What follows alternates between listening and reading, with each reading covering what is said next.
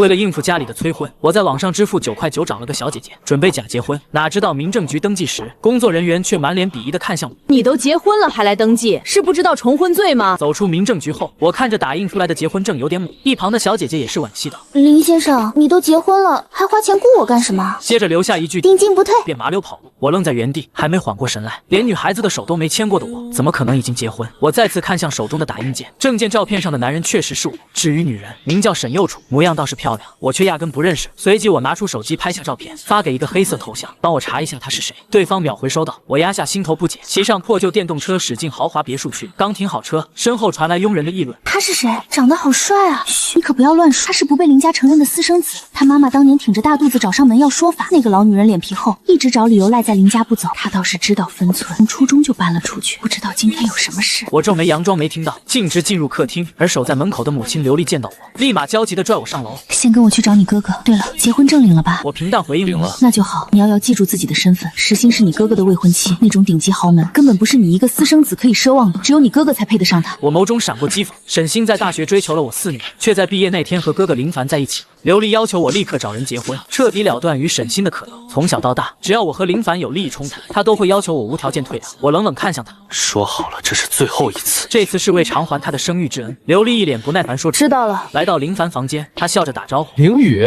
你怎么来了？”我还没开口，刘丽抢先回答：“小凡，凌雨今天结婚了。”林凡露出惊讶的表情：“这么快？对方是什么人啊？比沈欣姐还好吗？”刘丽讥讽道：“怎么可能？整个海城都找不到比沈小姐更有身份的人了，她能找什么好人家？就是个街头混混，女孩都没敢带来，怕那副穷酸样脏了你的眼。”林凡声音带着酸意：“怎么会？凌雨这么帅，否则沈欣姐也不会追了他4年。帅有什么用？他这种身份，也只有不知道哪里认识的货色才肯嫁给他。苏小姐不过当他是个玩具，随便玩玩。只有你的身份才配得上苏小姐。”照片上那女人的长相和气质，怎么也跟混混搭不上，但我懒得反驳。此时林凡穿戴好了手表，想穿皮鞋，却发现衬衫太紧，不方便弯腰。他微微一笑，看向我。刘丽立马推了我一下：“没用的东西，怎么还是这么没眼色？你哥哥不方便，还不快帮他把鞋穿上？”我眉眼冷漠：“你可以自己帮他穿。”凌雨，你是什么态度？你以为娶了老婆后翅膀就硬了吗？以后还不是要仰仗林家？刘丽嗓音拔高：“你现在不跟你哥哥搞好关系，总有一天你和你老婆会求到他面前。何况林家把你养大，你就应该为林家当牛做马。”我还没来得及反驳，父亲林振南突然出现在门口：“马上有位贵客要来，你们在这里吵什么？”刘丽立马哭诉：“还不是这个孽子，今天领了证就不把我这个当妈的放在眼里了。”林振南看向我：“结婚了，怎么也不让家里帮你介绍一个？结婚证有吗？给我看看。”面对这个陌生父亲的关心，我顿了顿，从包中掏出那张打印件，下一秒却被刘丽抢走：“让我看看你这个混混老婆究竟叫什么。”另一边林凡则是好奇询问：“爸，谁要来啊？让你这么紧张？”林振南想起那位，顿时觉得蓬荜生辉，随后激动地说出一个名字：沈幼楚。听到这个名字后，我瞬间愣住。林振南见我们不解的样子，一脸自豪地解释：“你们不认识他正常，这位很神秘，连我都没见过。她是沈欣的小姨，年仅28岁，却已成为沈家如今真正的掌权人。”刘丽下意识惊呼：“那她岂不是比沈欣更适合晋升掌权人？可比什么长房嫡孙女强多了。”林振南没好气道：“说什么沈小姐已经结婚了？”我眯了眯眼，已婚。如果结婚证上的人真是她的话，那看来沈幼楚应该知道是怎么回事。刘丽略感失望：“她丈夫是谁？竟比小凡还有福气。”林振南皱眉深思：“不知道，据说她和她丈夫都不喜应酬，就是今天怎么会亲自登门？”刘丽断然道：“一定是小凡太过优秀，引起了沈家的重视。”说完，她将还没看的打印件塞回我手里，拉着林凡的手，一脸激动嘲讽一笑，这副样子比林夫人那位亲妈还上心。此时管家上楼提醒沈家人快到了，林振南闻言赶忙下楼，经过我身边时随口道：“你很久没回家了，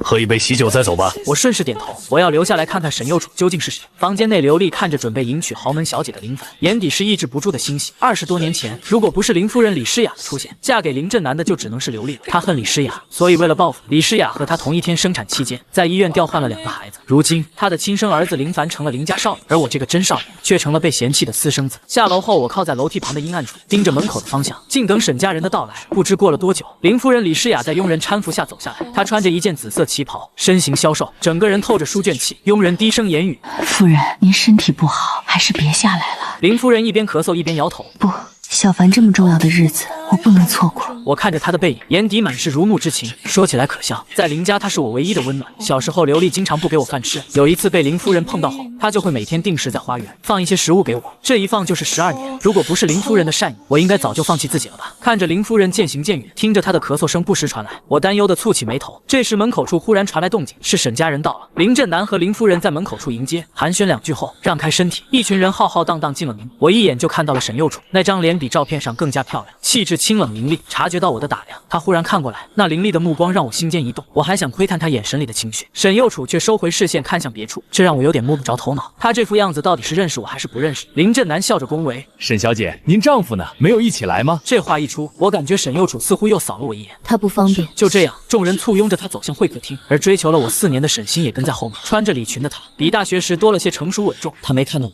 只是心不在焉的跟林凡聊着天。我正静静站在那，胳膊却被刘丽拽住。她压低声音训斥林雨：“你还在这里干什么？难道你对沈星还没死心？告诉他，现在是你嫂子。”我甩开她，一脸讥笑：“放心，我对当三不感兴趣，是林先生让我留下喝杯喜酒。”从懂事起，我对林振南的称呼就是林先生。刘雪琴气得咬牙：“那是他的客气话，你还当真了？我看你是真不知道自己有几斤几两。今天这样的场合，连我都不能去给林家丢人，你一个私生子背上席吗？你现在马上给我滚！”我不耐烦的皱眉，正要说话时，瞥见沈幼楚走向阳台接电话，便敷衍了刘丽，转头跟了过去。我刚刚靠近，正在打电话的沈幼楚就挂断了电话，然后他用眼神冰冷的看向我，脚下一顿，迎着他危险的目光，我唇角一勾，试探的喊了声老婆。沈幼楚眼神冰冷，我直勾勾盯着沈幼楚，观察他的反应，却见他在听到这个称呼后，身上冷意更盛的看着我，没有半分情绪波动，随即转身准备离开。我快速上前拦住他的去路。你不认识我？沈幼楚居高临下看着我，让开，我应该认识你吗？这位先生，我已婚，请自重。我有点懵，这人明显不认识我，却又说已婚，难道是民政局登记错了信息？请问您丈夫是谁？与你无关。又是冷冰冰的4个字。我拿出那张结婚证复印件，递到他面前。沈小姐，这上面的女方应该是你吧？沈幼楚视线落在男方名字上，讥讽道：“林先生，一个原件不贵吧？你造假也应该专业点。”话落，他没有再回客厅，而是大步从小花园走向停车场。我追上去想把话说清楚，却被2个保镖拦住了。我对着他的背影喊道：“沈小姐，这证件是真的，你如果不信，可以去民政局查。”沈幼楚上车径直离开，他的私人助理留下来。我回到客厅，迎面碰上林凡，他刚巧看到我纠缠沈幼楚，眼神闪了闪。林振南则是忧心忡忡：“沈小姐怎么走了？是不是家里哪里招待不周？”林凡攥紧拳头，语气迟疑：“我看到林雨纠缠沈小姐，沈小姐很生气的走了，还留了话，她说让你好好管教下家里人。林雨这样做，沈家会不会觉得我们家家教不好？”林振南脸色瞬间铁青。另一边，我骑着电动车跟丢了沈幼楚，正懊恼时，手机突然响起，接听后对面传来一道女声：“老大，沈幼楚的信息查到了。沈幼楚是沈家老爷的次女，传闻她冷血无情，因此从小就被送到国外。大家都以为沈家会交到长子，也就是沈星的父亲手里，谁也没想到沈幼楚上周忽然回国，不知道用了什么雷厉手段，逼着老爷子退位，直接掌控了沈氏集团。”我蹙眉道：“查一下他的联系方式和行程，之后我再去找他。”挂了电话，我揉了揉眉心，事情有点麻烦。沈幼楚那样的身份，想见到确实不容易。今天不该一时嘴欠，喊了声老婆，把人给气走了。我叹了口气，启动小破车，慢悠悠往家走。离开繁华喧闹的市中心，来到郊区城中村。初中从林家搬出来时，身上没多少钱，只能租住这里的老房子。后来习惯了，就一直没搬。拐个弯就能到家时，路边忽然窜出一位80、90岁的老太太，我急忙刹车，差点就撞上去。本以为是碰死的，但很快发现老人穿着体面，脖子上挂着一个牌子，上面标注着联系电话，最后标注如果老人走失，请拨打联系电话，必有重谢。显然老人是阿尔茨海默症。我立刻拿出手机，输入牌子上的号码，然而面前呆呆的老人却忽然一把拽住我的手腕，双眼有了神采：“孙女婿，你是孙女婿。”我抽了抽嘴角，单身22年，今天怎么又多了个老婆？我觉得好笑，随口问道：“奶奶，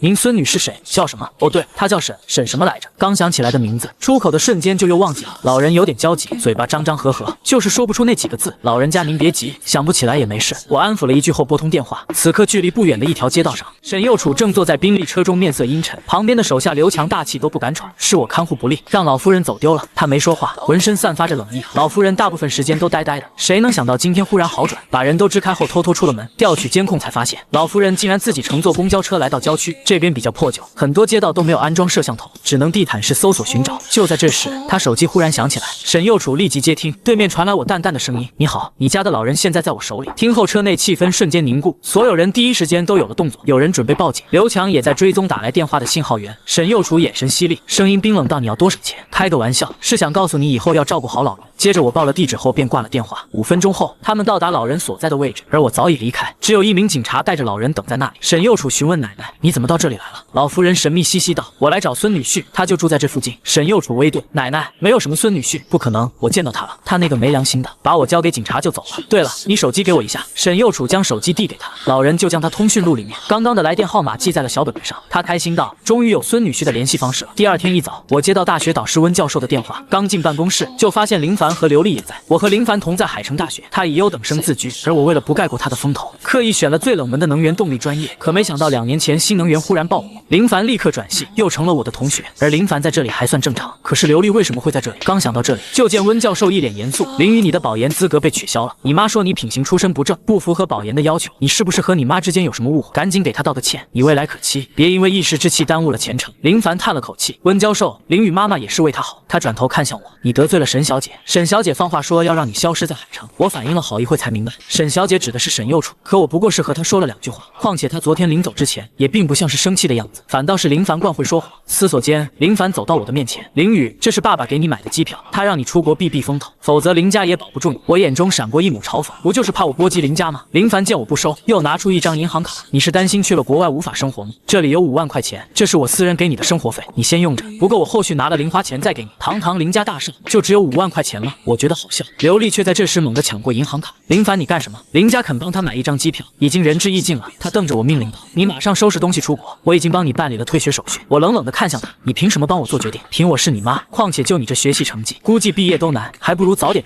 去打工赚钱。”温教授忍不住开口：“林宇妈妈，你误会了。”林同学在校期间话没说完，直接被刘丽打断：“教授，你不用帮他说话，我能不明白他是什么样子吗？他读研不就是因为林凡要读研吗？也不撒泡尿照照，看看自己算个什么东西，有什么资格跟林凡比？”温教授噎了一下，诧异地看向林凡：“我记得你没有保研，也没有参加研究生考试。”林凡谦逊一笑：“我走的特招路线。”见教授询问，他故作谦虚：“是宇博士，他的氢能由清洁燃料研发成功，申请了专利，被授予博士称号。”我心中诧异：宇博士，我怎么不知道自己要特招林凡？为了回报林夫人的关照，我这些年一直以宇博士的名义为林家公司提供技术支持，还虚构了一个被资助的身份。林凡继续编造：“我妈当年资助过宇博士上学，所以宇博士学成后找到了我家，说我妈是他的救命恩人。这些年他一直都在给我们家公司做技术支持，应该不会拒绝我的任何请求。”温教授信以为真，问宇博士在何处任职。我道：“院长会邀请宇博士来咱们学校任教。”温教授大喜，对我说道：“林宇，你的研究方向和宇博士一样，到时候我把你引荐给他，如果宇博士肯为你说情，或许保研还有希望。”林凡故作担忧：“温教授，这样可以吗？沈家可是海城首富，每年都会拨给咱们学校很多研发资金，宇博士现在炙手可热，如果宇博士肯出面，学校肯定会选择宇博士。”林凡叹息道：“可宇博士看的是我妈的面子，如果是我的话，他肯定会不遗余力的帮忙，但林宇是我爸的私生子，和我妈立场对立。林宇，要不我去帮你问问宇博士吧？”我冷笑着拒绝。现在的林凡就像个跳梁小丑。我对温教授道：“温教授，你知道的，我本就不想读研。”刘丽撇嘴：“别白费功夫了，得罪了沈小姐，还想在海城找工作，做梦吧！我不信还真有人能在海城只手遮天，实在找不到工作，就来给我做助教。”温教授气急，转头对我温和道：“我心中一暖，教授，我和沈小姐之间只是有点误会，澄清就好了，您不用担心。”林凡见状攥紧拳头，语气阴阳怪气：“林宇，你难道还要再去纠缠沈小姐吗？她已经结婚了，你这样真的不好。”刘丽果然怒火中烧，随后直接一巴掌就甩在我脸上。我不可思议地看着刘丽，没想到她竟会当着温教授的面突然动手。刘丽没有半分心虚，指着我的鼻子骂：“几年没见，我看你是忘了家里的规矩，马上给你哥哥道歉，保证再也不会去见沈家人。”我眸中温度慢慢褪去，只剩冷冽。看来自己那天说的最后一次，他根本没放在心上，还把自己当成那个逆来顺受、以林凡为尊的无知男孩吗？既然道理讲不通，那就别怪我不留情面。林凡在旁边看着，心底升起一股得意。小时候我在他面前卑躬屈膝，骂不还口，打不还手。后来我搬走后，在大学里又碰见他，明明还是那副穷酸相，却在自己面前挺直了腰杆。这是几年没打就忘了尊卑，今天就让刘丽给他尝尝记性。林凡刚想到这里，就见我缓缓来到他面前，就在他勾起唇角，以为我要向他道歉时，我忽然抬头，一拳狠狠砸在了他的脸上。林凡脑子发晕，意识被打懵了。刘丽则怒吼着冲过来：“林宇，你怎么打他？”我蓦地扭头，周身散发着一股杀气。刘丽被我的样子给惊愣在原地。“你要干什么？白眼狼！我是你妈，难道你还要对我动手？”我声音冰冷，一字一顿道：“你为母不慈，就别怪我为子不孝。以后别再对我的生活指手画脚。你但凡再对我做什么，否则我都会加倍还到林凡身上。”收回视线，我对温教授深深鞠躬，感谢他这4年来对我的照顾，并表示自己事情解决后还会再回来的。留下这话后，我毫不犹豫地转身离开，直到我的身影消失在房间里，刘丽才缓缓回过神来。此刻我刚走出校门口，季月就打来了电话：“老大查清楚了，我明白为什么沈幼楚对外说已婚，却不认识你了。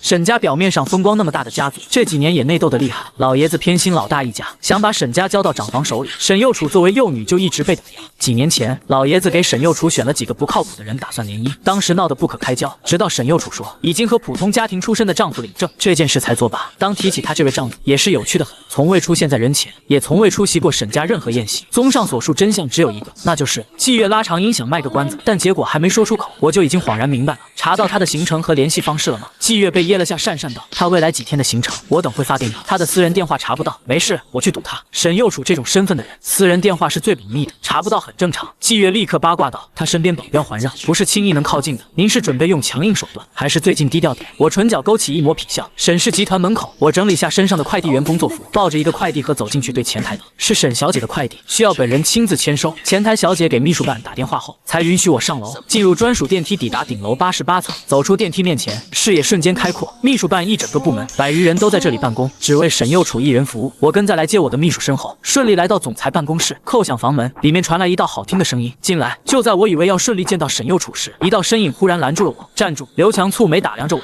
林先生，怎么是你？刘强脸色很不好，他可还记得昨天我在林家骚扰沈幼楚，沈幼楚没和我计较，今天我竟然蹬鼻子上脸，又假扮成快递员上门来纠缠他。他招手喊来2个保镖，怎么回事？不核查身份，就什么阿猫阿狗都能来顶楼了吗？你们立刻把他赶出去！我面色不变，你这是什么意思？难道沈氏集团看不起我们快递员吗？刘强冷笑，还真是会倒打一耙。我们尊重每一份工作，但你是快递员吗？你有快递员工作证吗？刘强这话刚说完，一份工作证就对在了他面前。他脸色僵了僵，你该不会是今天刚注册的吧？面前的工作证被撇开，上面标注了注册日期。刘强惊了，8年前你真的是一个快递员？勤工俭学不行吗？我嗓音慵懒，对门内说道：“沈小姐现在可以配合我的工作了吗？”房间内传出一道悦耳声音，让她进来。我挑衅地瞥了刘强一眼，眼见他就要炸毛，这才绕过他进门。沈幼楚的办公室是简奢风，让这里看上去没有一丝温度。签完手头文件，沈幼楚这才抬头，亮闪的眼底看不出丝毫情绪。我指着快递单，沈小姐签在这里。她视线在我身上停留一瞬，接着拿笔签字。这时我忽然语出惊人的开口：“沈小姐，其实你根本没结婚吧？”女人笔尖一顿落地，抬头冰冷的视线锁定在我身上。我清楚自己猜对了，民政局那边登记信息时需要手填个人资料，不可能会出错。沈幼楚又对外宣称已婚，却根本不认识我。在经过季月的调查，真相只能是沈幼楚为了应付家里的催婚，对外虚拟的假丈夫。她从来没有去过民政局，所以她不知道我们已婚这件事。我认真道：“沈小姐，我知道我的话听上去有些匪夷所思，但我们真的结婚了。”沈幼楚慢慢端庄的坐起，脸上多了丝玩味。林先生别白费心思，就算我未婚，也不可能嫁给你去恶心沈星。我微微一愣，他只是知道我和沈星的过往，以为我找他是为了报仇，所以才一直不相信我的话。我急忙解释，我找你不是因为沈星，是想和你离婚。我对你们的感情纠葛不感兴趣。沈幼楚打断我的话，刷刷刷签完字后将快递单递给我，别再来骚扰我，否则别怪我不客气。闻言我也有点上火，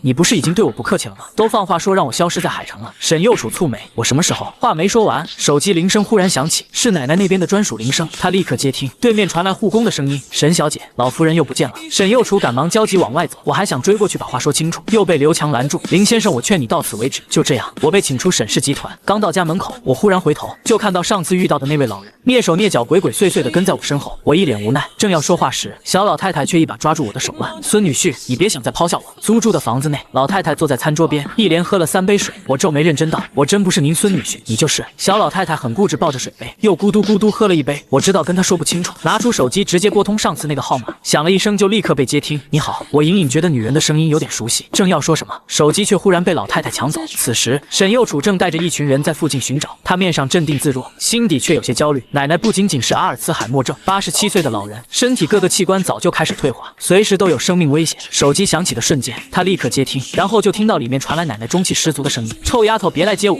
我和孙女婿在一起。”电话号码是上次那个男孩的，所以奶奶现在又和他在一起。沈幼楚黑着脸询问：“您在哪？不告诉你，你以为不说我就找不到你？不许来找我，也不许派人查我。”沈幼楚抓了抓脑壳，捂住话筒，向主治医生低声询问：“老夫人的情况能强行带回吗？”医生摇头，小声回答：“老夫人现在不能受到任何刺激，最好还是顺着她的心意。上次那个男孩也不像是坏人。”沈幼楚一脸无奈，又对手机又哄道：“奶奶，我总要给您送药，不用送药，我带着呢，你就放心吧，乖乖等我把孙女婿拐回家。”小老太太说完这话，直接挂断了电话。她将手机还给我，一脸得意：“孙女婿搞定了。”我满脸问号，这什么不靠谱的亲人，就这么把老人交给一个陌生人？我正要再打电话过去时，绿泡泡提示音响了一下，有人通过电话申请加我好友，留言是老人孙女。我通过对方的好友申请，孙女很快发来了消息：“麻烦你照顾我奶奶一段时间，她最近身体不好，不能受到刺激。”我嗤笑一下，拿着手机冷酷回复：“不方便，我这里不是慈善机构。”字还没打完，忽然听到厨房里传来动静，我急忙走过去，遇见老太太正在煮鸡蛋。我随口询问：“饿了吃鸡蛋可不行？”小老太太布满皱纹的脸上露出慈祥的笑：“孙女婿，你脸上用鸡蛋敷一敷能消肿？我愣住了，或许我自己都没发现，今天被亲生母亲打了以后，我虽然看似没放在心上，可其实周身一直笼罩着一层寒意，将我与这个世界剥离。此刻老人这话褪去我身上的冷意，眸底也有了温度。随后我再看向手机，却见孙女的聊天界面突然出现一片橙色，收到30万转账，并备注这是1周的生活费，不够再跟我说。我看着自己的输入界面，重新编辑了信息。行吧，不明白自己怎么会忽然多管闲事，心想一定是对方给的太多了。此时在林家，林凡的脸颊高高肿起，拳印清晰可见。刘丽低着头，林雨那个小畜生肯定是嫉妒你要娶沈星小姐，等你爸爸回来，让他狠狠去教训他。这时李诗雅拖着病体从楼上走进，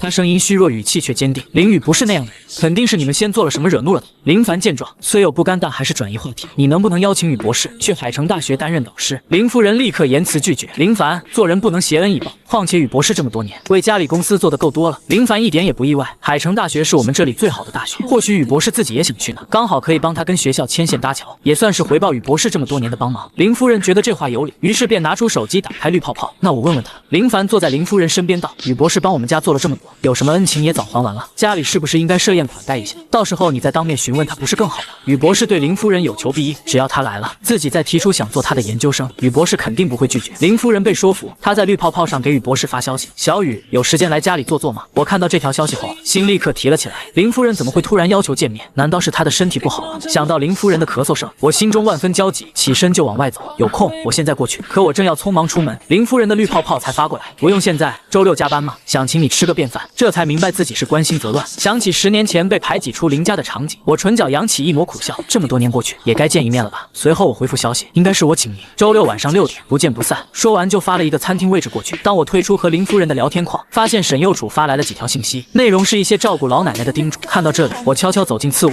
给沈幼楚拍了一段小视频。不远的街道边，低调的停着2辆配置齐全的保姆车，沈幼楚正坐在沙发上对着电脑办公。此时突然传来微信提示音，沈幼楚拿起来看了一下，接着那张万年不变的冰山脸竟然有了一丝的诧异。家庭医生立刻询问：是老夫人出事了吗？沈幼楚抿唇把视频递给他看，就见老夫人躺在小碎花床单上，睡得香甜。这才晚上9点，平时老夫人能在凌晨1点前睡着，就谢天谢地了。家庭医生满脸错愕，老夫人对这个男孩真的很不一样，如果能让他一直陪着老夫人，老夫人的身体肯定会有好转。沈幼楚的眸光深了深，似乎是在思索着什么。第2天上午，我收到了沈幼楚的消息，一来二去，总让沈幼楚有一种跟老朋友说话的感觉。他忽然询问今晚可以去看望奶奶吗？当然，随时欢迎。接着我给他发了个具体地址。此时门外我正百无聊赖的等着，突然传来一道熟悉的声音。我扭头对上一张熟悉的脸庞，是沈星。印象中那张向来温润体贴的脸，此刻却阴沉的看着我。上大学时，我总是一个人，而沈星热情开朗，总是站在我身边，算是我唯一的朋友。只是现在2人身份有些尴尬，我迟疑了一下开口：有事吗？沈星冷笑：林凡把你的身世告诉我了，你为什么瞒着不说？而我却像个傻子一样追了你这种人4年，好玩吗？我心口像是被一只大手狠狠揪住，没想到4年的同学情就这么轻而易举的被击碎了。我后退一步和他拉开距离，沈星却上前一步质问：你就没什么想对我解释的吗？我讥笑一声没有。说完我转身想走，他既看不起我的出身，那这个朋友不交也罢。我决绝的样子让沈星莫名烦躁，眼见我离他越来越远，他想也不想就一把抓住我的手腕：你不能走。我回头看他，还有什么事？沈星脸色紧绷，心头火气上涌，明明先放手的人是我，怎么搞得好像我要被抛弃似的？随后又听到他的嘲讽声：你还在这里打工，说明还没找到正式工作吧？不如你来给我当生活助理。我正脱开他的拉扯，冷冷拒绝，恐怕无法胜任。沈星却继续坚持：不用你干什么，我在公司附近有个公寓，你只需要住在那里，每天伺候我的起居就可以，每个月给你5万，够不够？我的眼神瞬间冷下来，想让我给你当3。沈星嗤笑：这个你绝对能胜任吧？毕竟你妈就是个3，从小耳濡目染，也算家学渊源，我相信你一定专业。听到这，我一把将他甩倒在地，冰冷的看着他：够了。可他站起身后不怒反笑：我给你时间考虑，改变主意了随时来找我。沈星留下这话后便离开了。我自嘲一笑。晚上，沈幼楚准时下班，来到郊区内的老小区，他手中拎着水果，按照绿泡泡上的地址叩响房门，看着很健康。他这才打量周围，虽然只有60平的小2居，但却十分整洁温馨。只是卫生间里正传来洗澡的流水声。沈幼楚宛如触电般收回视线，家庭医生跟在他身后，正要进门，却被他拦住：仪器给我，你去车上等着。沈幼楚简单快速的给老人测了血压、血糖、心率等，或许是昨晚老人睡得很好，一切数值竟都非常健康。老太太得意道：孙女婿把我照顾得可好了。眼见为实，沈幼楚终于放下了心，视线又往卫生间方向瞥了眼，最后收拾仪器：既然您没事，那我先走了。老太太一愣：你不在这里吃个晚餐吗？孙女婿做饭可好吃了，不太方便。沈幼楚将检查仪器放下：这个留在这里。老太太眼珠转了转：你拿走，放在这里孙女婿又不会用，而且我不要小芳医生来这里，我要你每天来给我检查。沈右楚刚想说什么，卫生间水声忽然停了，他立刻站起身，拎着医疗箱慌乱出门。那我先走了，明天我再来。关上房门的那一刻，我刚好穿着衣服走出卫生间。你孙女呢？走了，说什么不方便，她就是太端正，还喜欢臭着脸。孙女婿，你是不是因为这个不喜欢？都可以改的吗？我不是您孙女婿，你就是。我顿感无奈。这2天相处下来，我发现老太太非常和蔼，什么事都依着我，唯独在这件事上很固执。几天后，老太太突然说要回家拿几件衣服，于是我便给孙女发了消息，要了地址。可我打开那个位置后，却顿时愣住。1号庄园，这不是沈家吗？是海城最有名的富人区。我以为小老太太家是那些小别墅，没敢往沈家想。可到达目的地后，我仰头看着面前古色古香、雕着精美花纹的气派大黑门，迟疑道：“奶奶，这是你家？”小老太太睡眼惺忪，目光有点呆。孙女婿，我想不起来了，无奈只好给孙女发消息。孙女立刻回复：“你们在原地稍等，我马上到。”没过多久，一辆豪车停在我们面前，林凡和刘丽2人从后座下来，冲到我们面前。刘丽眉头紧紧抿着林雨：“果然是你，你在这里干什么？”她今天以保姆的身份陪林凡来沈家拜访，远远就看到一个人在沈家门前徘徊，没想到竟然真的是我。林凡看着沈家紧闭的大门：“林雨，你又来纠缠沈右楚小姐。”这话一出，刘丽就怒喝道：“你这个畜生，也不看看今天是什么日子，你马上给我滚！如果破坏了林凡的定亲，我跟你没完。”虽然我真是烦透了他们，但小老太太在这里，我不想跟他们冲突，因此压下心头，不耐解释道：“我是来送老人回家，走错了路。”林凡下意识脱口而出：“这不是你老婆的奶奶吗？怎么可能会住在这个小区？”我反唇相讥：“怎么不可能？”一旁的刘丽却对着我痛骂：“你装什么装？就你那穷逼老婆的奶奶能住在这里？”她直接看向小老太太：“老东西，那你告诉我，你住几号别墅？”我闻言蹙眉，正要说什么，小老太太却忽然站起来：“想起来了，我就住这。孙女婿跟我回家。”她拽着我的手往沈家大门的方向走，这里距离大门还有100米的距离。可刚走了2步，林凡就开了口：“林雨，你找了那么多借口，这不还是要用老太太当挡箭牌去沈家？”我脚步一顿，猛地看向前方沈家。虽然在看到这气势恢宏的大门时，我心底隐隐有些猜测，但我怎么也无法将绿泡泡上那个彬彬有礼的孙女和冷酷无情的沈右楚联系在一起。或许是小老太太记错了，我正打算再确认一下时，刘丽却猛地冲过来，一把朝小老太太抓去：“不许你们去沈家捣乱！”我吓了一跳，一手护住小老太太，一手抓住刘丽，用力将她推开：“你干什么？”刘丽被推得连连后退，等到稳住脚步后，满口直接怒骂：“白眼狼！你竟然为了这么一个老东西殴打亲妈！我要报警！”我不理他，急忙看向小老太太。老太太哪里被人这么骂我？果然，她已经气得全身发抖，她的手按在胸口处，身体控制不住的颤抖起来。我急忙扶住她，立刻从她口袋里掏出速效救心丸。然而打开瓶盖后，却发现里面空了。我瞳孔一缩，老人身体很差，不到迫不得已，不适合人工按压心肺复审，最好是吃药。我猛地看向那扇大门，沈家肯定有药，即便老太太不是沈家人，也是沈家的邻居，他们不会见死不救。我抱起老太太，却被林凡用力拽住了胳膊：“林雨，你别这样，沈家不会让你进去的。”他看向小老太太，眼神里闪过一抹阴沉。我这一刻感觉要气疯了，眼里翻腾着滔天的怒火，抬脚就将她踹翻在地。可下一刻，腿又被人紧紧抱住，刘丽坐在地上，毫无形象的全力抱住我，我气得全身发抖。我顾忌着怀里的小老太太，一时竟挣脱不开。就在这时，一辆黑色宾利缓缓驶来，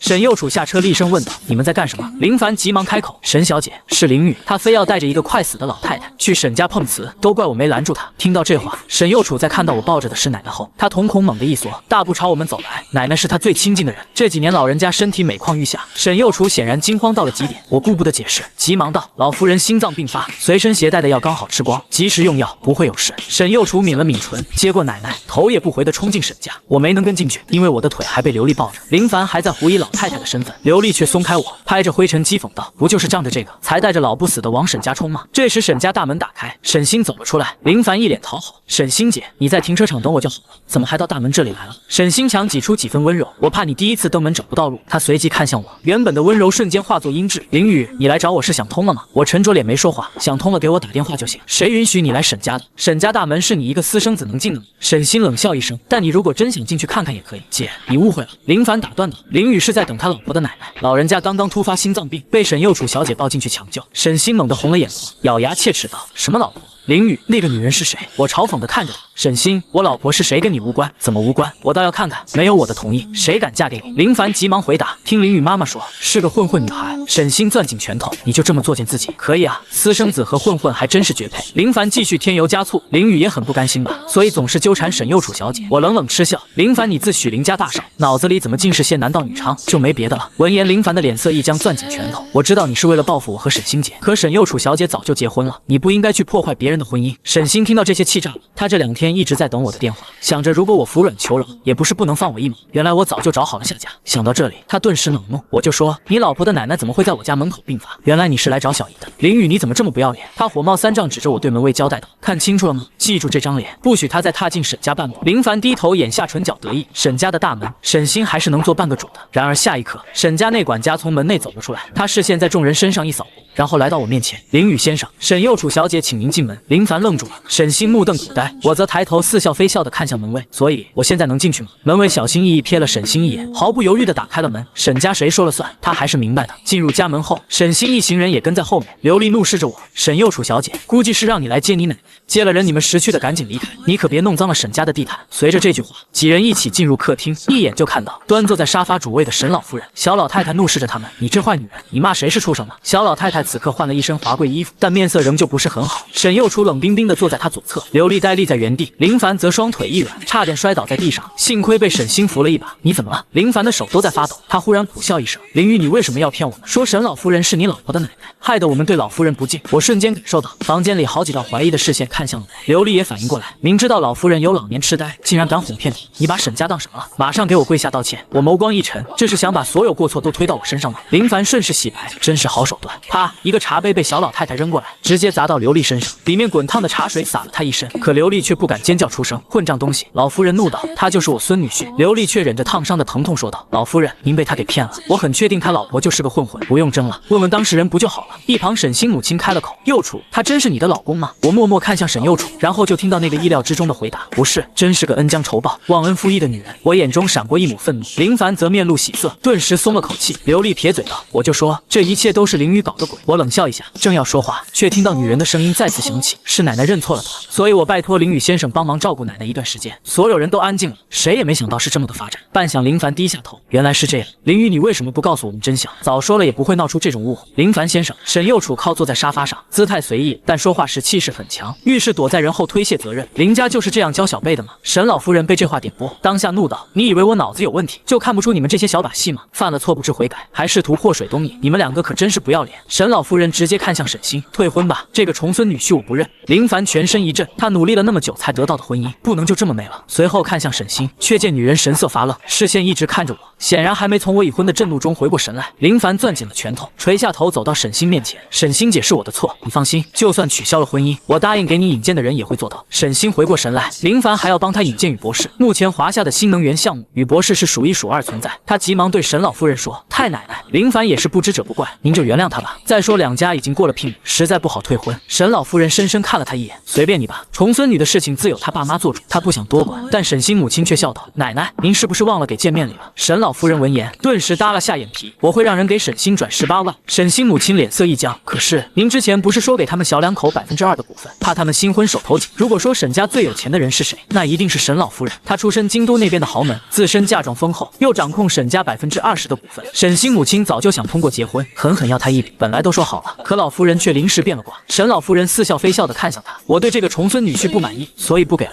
林凡脸色煞白，只觉得被狠狠羞辱。沈家佣人不少，这话肯定会传出去，到时候整个海城都会知道他被老夫人厌弃了。豪门最重脸面，老夫人今天真是把他的脸面狠狠踩在脚下。但小老太太哪里管这些，留下这句话后，就直接拉着我，带着沈右楚去了他居住的院子，接着找借口离开，让沈右楚帮他好好招待下孙女婿，便急匆匆带人走开。眨眼间，院子里只剩下我与沈右楚2个人。夜色中，我和沈右楚并肩而立，正犹豫怎么开口时，沈右楚忽然看向我，隐含嫌弃：“五行缺铁。”我不甘示弱，也忽然认真地看向他：“傻二妞。”沈右楚脸色铁青，竟哄得奶奶连这个都说了，果然心思不纯。奶奶缠上他或许是个意外，这其中没有算计的痕迹，但这男人好心收留奶奶，指不定是因为奶奶无意间自曝了身份。我呛了他一句：“没忘记正事，我记得你短信上说会帮我一个忙，那能不能和我去民政局查看一下婚姻状况？”沈右楚面色阴沉，不耐烦地厉声道：“行，那就去。如果不是真的，我希望你不要再利用奶奶来纠缠我。”小老太太的脑袋瓜从窗口探出来：“死丫头，你是不是在欺负孙女婿？”闻言，沈右楚脸色顿时一僵：“没有，晚餐比较简单，4菜1汤，3个人吃刚好。只是小老太太没什么胃口，吃了3-2口就放下筷子。孙女婿，我累了，我们回家吧，您别折腾了，今晚还是在家休息吧。”这个小院子像是个小型养老院，各种医疗机器齐全。老太太却紧张地抓住我的手：“那你可以留下来陪我吗？”我皱眉瞥了沈右楚一眼，其实我也不放心小老太太，但这狗女人那么嫌弃自己，怀疑我是在利用老太太接近，她肯定不会同意。沈右楚沉默了下，可以，接着意味深长瞥了我一眼，很明显她都是为了奶奶，让我别有非分之想。吃完饭我送老太太回房休息，老太太今天应该是真累了，又闹了一场病，刚躺下就晕晕沉沉睡了过去。她睡得极其不安，我无奈只能坐在床边陪着她。窗外沈幼楚面色严肃，奶奶这是怎么回事？家庭医生曾修过心理学，他叹了口气。我虽然不知道老夫人为什么认定了这个男孩，但我或多或少能猜到老夫人为什么这么不安，还生怕孙女婿会走。紧接着家庭医生又看了沈幼楚一眼，老夫人应该是感觉自己撑不过今年了，她怕走了您就没有了牵绊，孙女婿是她唯一能留下陪您的人。沈幼楚微愣，漆黑的眸子里有压制不住的情绪在翻腾，良久后才再次归于平静。他站在月色中，似是要和身后的黑暗彻底相融。不知过了多久，女人忽然转身，大步朝主宅走去。林凡这顿饭吃得很艰难，因为他刚刚失去了2%的股份。沈星母亲刘美珍很不满意，对他说话夹枪带棒。林宇不是你们家私生子吗？怎么人家都能讨好了老太太，就你不能？林凡只能低头道歉。伯母，我不如林宇嘴甜会哄人。刘美珍嗤笑，我不管你用什么办法，必须给我把这2%的股份要回来，否则别想进沈家门。林凡有苦难言，好不容易吃完饭，他终于可以提出告辞，可还未离开，沈幼楚去而复返，一进门就带来了强大的压迫。他扫过餐桌上的残羹冷炙后，脸色更难看。奶奶今晚什么都没吃下，他们却在这里宾主尽欢。刘美珍瞥见他这脸色，没敢说话。还是沈星父亲沈元杰拧起眉头询问：幼楚，你怎么来了？沈幼楚没理这位名义上的大哥，目光看向林凡。既然没有退婚，那如今他也算沈家人，对吗？既然是沈家人，就要守沈家的规矩。他今天忤逆长辈，罚跪祠堂一夜。沈幼楚不由分说，直接对身后招手。2名保镖走到林凡面前，林少爷请了。林凡求助的看向沈星，却见对方根本不敢反抗掌权人的权势。他深呼吸了一口气，只能跟着保镖走。临出门前，他听到沈星询问：小姨，那个林宇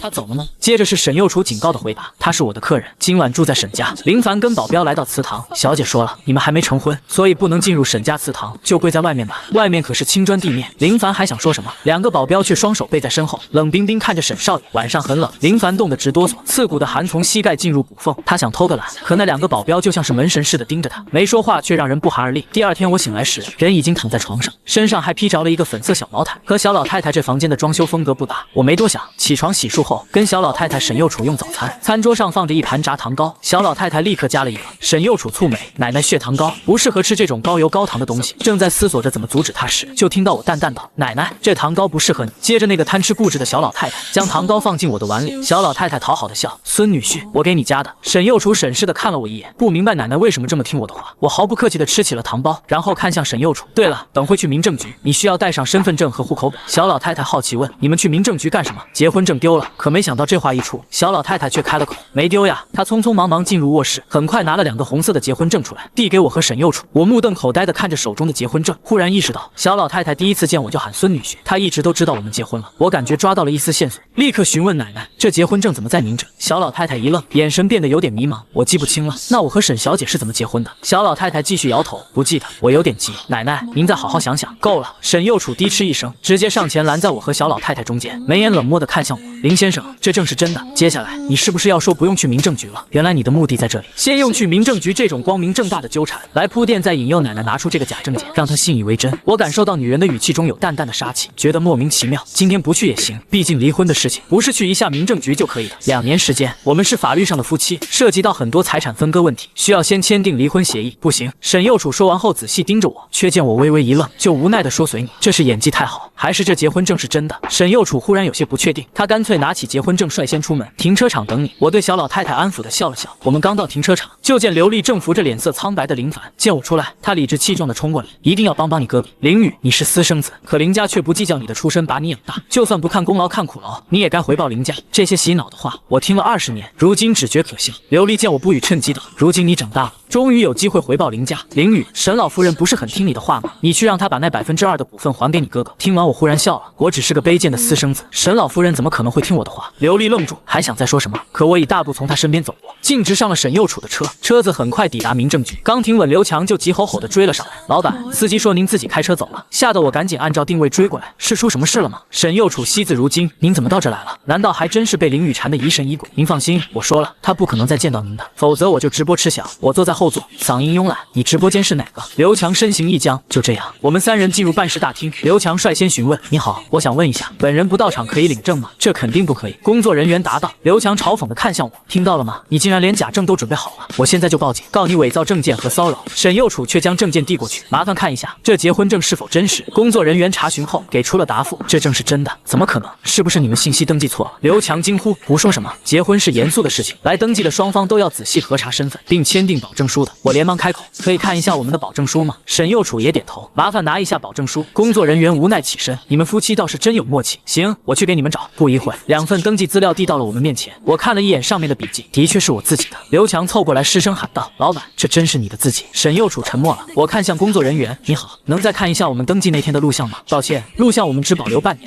工作人员再三保证，流程绝对没有差错，必须是2人同时到场才能办证。我们3人走出民政局，刘强有些茫然，老板，现在怎么办？沈右楚眸子沉了沉，我则挑起了眉，离婚。我们2人再次异口同声。刘强一愣又问，那现在离，要不要谈一下离婚条件？我会让律师联系你，跟我的律师谈。我和沈右楚第3次异口同声，我失笑干脆道，不然我们各自让律师起草的协议先看一下，如果有问题再让律师谈。刘强嗤笑，就你这样还能请得起律师？沈右楚却点头表示赞同。我没理会刘强，拿出手机道，沈小姐，加个绿泡泡，方便之后联系。沈右楚意味深长地打开2维码，我扫了一下聊天框，弹出上面的备注，赫然是傻孙女。她的脸瞬间黑了，我也很尴尬，把已经加过微信的事给忘了。顶着她的臭脸，我咳嗽一声，备注是当时随意取的，我顺手把备注改成了傻二妞，留下一句回见，便拦车离开。车上我给季月打去了电话，找最好的离婚律师，绝对不能让他分走我1分钱。老大，你结婚到底是怎么回事？总不能你们2个都失忆了吧？我叹了口气，有一个人肯定知道怎么回事，是沈老夫人吗？我皱了皱眉，治疗阿尔茨海默症的临床药要加快进度，不然来不及。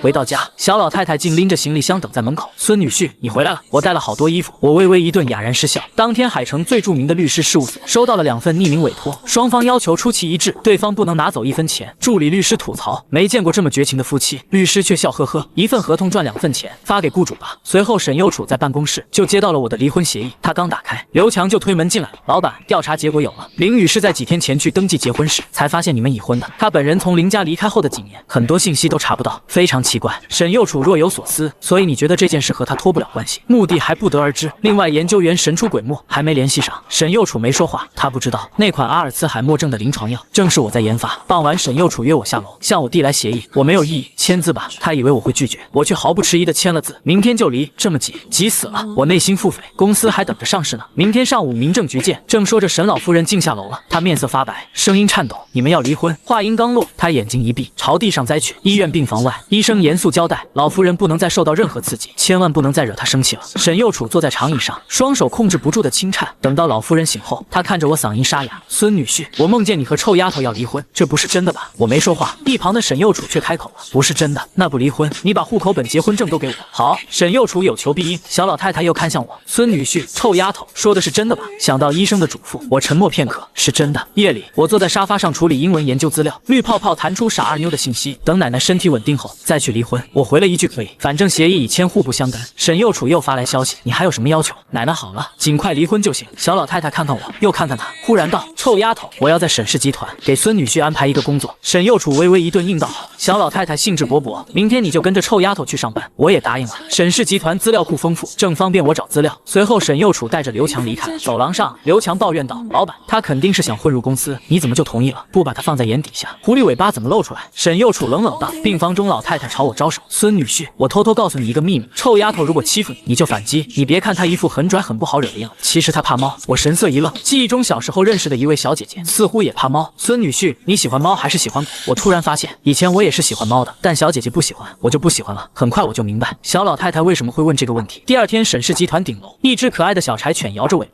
围着我打转。刘强很无语，老夫人给林先生安排的工作，为啥是照顾这条小奶狗？而沈右楚也不太明白，我的工作竟然是撸狗，这实在太过荒唐。他命令道：“带他们去新能源研发部一组入职。”这是他早就安排好的。新能源研发部关乎集团未来，把我放在那里，是想看我会露出什么马脚。我倒无所谓，抱起小狗跟在刘强身后。他有名字吗？老夫人让你来取。我瞥了一眼臭着脸的沈右楚，那就叫小猫吧。新能源研发部在38层电梯里。刘强道：“林少爷，我们沈氏集团研发部里的职员大部分都是博士生，最低也是名校研究生，你还是第一个本科生，在这里跟前辈们好好学习一下，对你未来大有益处。这是老板特意为你安排的，当然你不用感恩戴德，这是老板对你哄好老夫人的奖励。”我抽了抽嘴角，其实大可不必。对了，你和老板的关系，老板不希望公开，免得未来离婚闹出什么风波。我看他一眼，刚好我也有这个烦恼。刘强懵了，这男人竟然还嫌弃上老板了。第一天坐班很轻松，没人给我安排工作，我乐得自在，在办公室里逗弄小狗。等他睡着后，我起身关上门，直奔60层的资料库。只有制造出阿尔茨海默症特效药。小老太太好转后想起往事，我才能明白这段莫名其妙的婚姻是怎么回事。这里的书籍涵盖了各行各业的顶尖知识，有些甚至是外面接触不到的科研资料。我隐隐有些兴奋。顶楼沈右楚收到了沈老夫人的短信，奶奶的绿泡泡名已经改成了不能受刺激的奶奶。臭丫头，中午要和孙女婿一起吃饭，记得给我拍一个你们亲密用餐的照片。沈右楚无奈叹息，按下呼叫铃。刘强准备2份午饭送上来，他给我发消息，我却迟迟没有回复。来到60楼，我在一排排书架后寻找，很快看到了正盯着我的沈星。我找书找得入迷，后退时忽然撞到一个人，抱歉。我扭头却看到沈星神色复杂的盯着我。林雨，你费心讨好太奶奶，不会是为了接近小姨吧？我面色瞬间冷淡，跟你无关。小姨她这么多年从来都不近人色，别以为你仗着这张脸就能勾搭上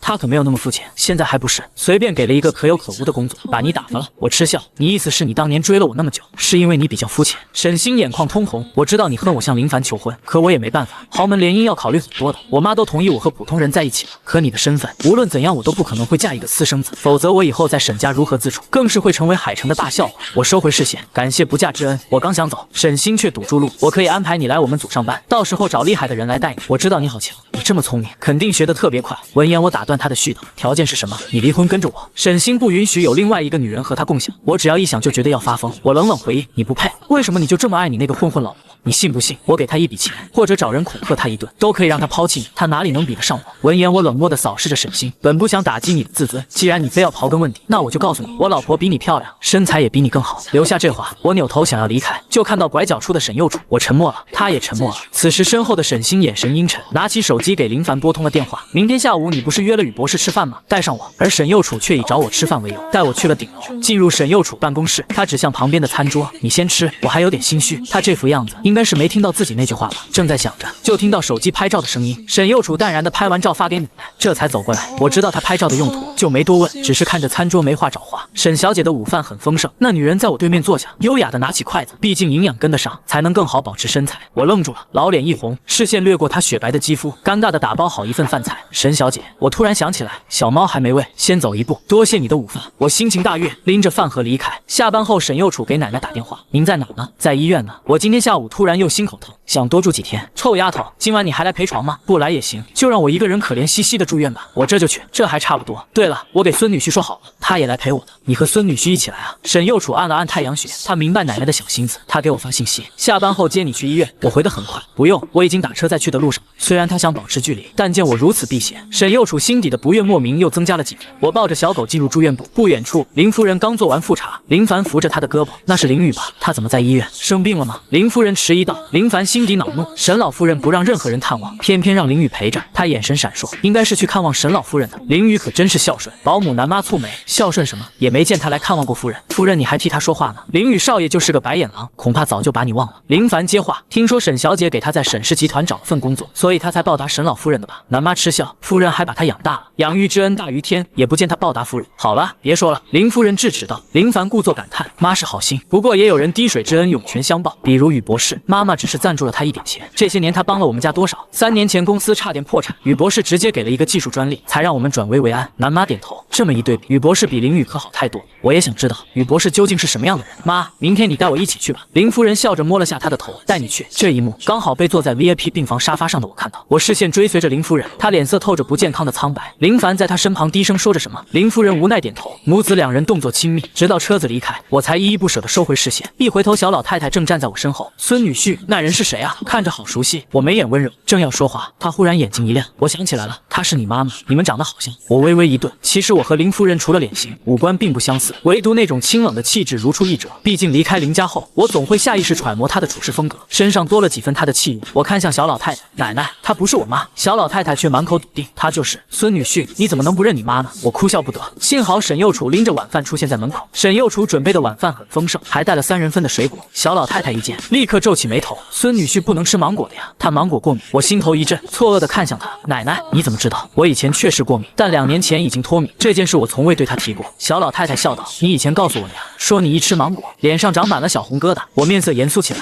以前是什么时候？小老太太又变得迷茫，好像是结婚前你告诉我的。我心中中惊涛骇浪，我确定结婚前根本不认识他，更没失忆。我急忙追问，您还想起了什么？比如我和沈小姐是怎么领证的？小老太太摇头说想不起来了。我察觉到沈右楚审视的目光，他脸色冰冷，我知道他肯定又觉得我居心叵测，真是跳进黄河也洗不清。我抱起柴犬，奶奶，你们先吃，我去遛狗。我躲在走廊尽头，静静看向病房。没过多久，沈右楚跟了出来。林少爷是有什么话想说？我以为你会想让我解释什么。那林少爷有什么想解释的吗？我认真回答。奶奶说的结婚前的事情，我真不知道怎么回事。这种涉及隐私的事，小老太太编不出来。本以为她会质疑，她却只淡定回应。我懵了。沈小姐，相信我。沈右楚靠近一步，语气冷冽。林少爷，我不管你是否有什么目的，如果你能让奶奶一直开心，那么我保证可以护你周全。我明白了，他不在乎真相，只要奶奶高兴，他甚至可以对我算计的一切。睁一只眼闭一只眼，他气势逼人的补充：你如果伤害到奶奶，我会让你在海城无法立足。我冷笑一声，沈小姐不是已经这么做了吗？沈右楚蹙眉正要开口，温教授的声音忽然传来：林雨。温教授走过来，嗓音沙哑：我正要给你打电话，问问你工作找到了吗？你和沈小姐的误会解除了没？沈小姐实在也太不是个人了吧，怎么往死了计较？取消你的保研名额也就算了，还放言让你消失在海城。一旁的沈右楚满脸疑问，我却似笑非笑的瞥向他：教授放心吧，已经解决了，是误会。沈小姐人还挺好的，不仅给我安排了一份工作，还要护我周全呢。沈右楚面色一沉，温教授松了口气，随后看向沈右楚，下意识询问：这就是你那个混混老婆？沈右楚的脸彻底黑了，我的笑意却更浓了。算是吧。温教授语重心长地对沈右楚说：小姑娘长得又好，要努力找份正经工作呀。此刻林家餐厅，林正南正担忧地询问没胃口的林夫人：是呀，你怎么了？身体不舒服吗？林凡插嘴道：爸爸，是我们今天在医院碰到了林雨，妈妈有点担心她吧。担心她干什么？林凡叹息道：她肯定恨上我了，我担心她在沈老夫人面前说什么，沈小姐会迁怒我。林正南冷笑：那是她得罪了沈小姐，跟你有什么关系？正说着，林正南的手机响了，是沈右楚的特助刘强。刘特助，您怎么有空给我打电话？是沈小姐有什么吩咐吗？电话那头的声音异常冷漠。老板让我问问林凡少爷，他什么时候说要让林雨少爷消失在海城的？老板怎么自己都不知道？林正南面色一僵，不可置信地看向林凡。刘强最后留下一句：林家确实该好好教教小辈了。说完直接挂断了电话。一旁的林凡垂头默默低头。我当时看到林雨纠缠沈小姐，怕她影响了我和沈欣姐的婚事。爸爸，我不是故意的。林凡脸色苍白的辩解：林雨毕竟也是你的儿子，我怕你不舍得责备他。糊涂。林正南变换了话题：我说过多少遍了，在我心里只有一个儿子，那就是你。林雨算什么东西？他能跟你比吗？